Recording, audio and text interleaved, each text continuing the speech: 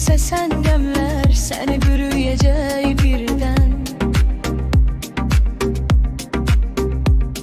Ağlında çoklu suallar, gözyaşları dökülecek gözden.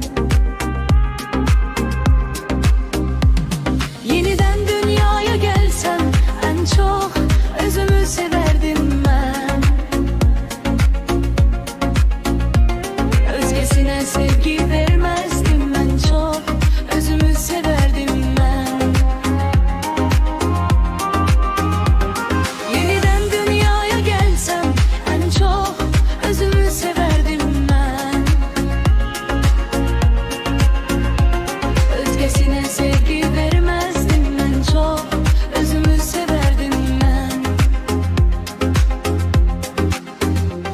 Uyma sen şeytan fitnesine, gideni kaytarmak olmaz. Gelen insan bir vaxt gedendir, ondan sen ebedi yar olmaz.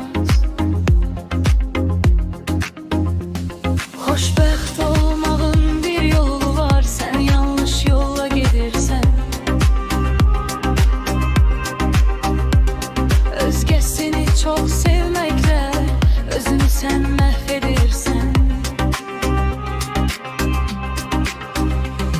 Gelenler gidenler olacak, özünle sen üzleşmelisen.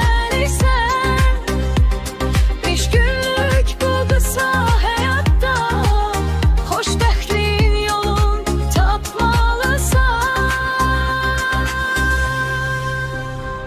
Yeniden dünyaya gelsem en çok özümü severdim ben. Özgesine sevgi vermezdim ben, çok özümü severdim ben.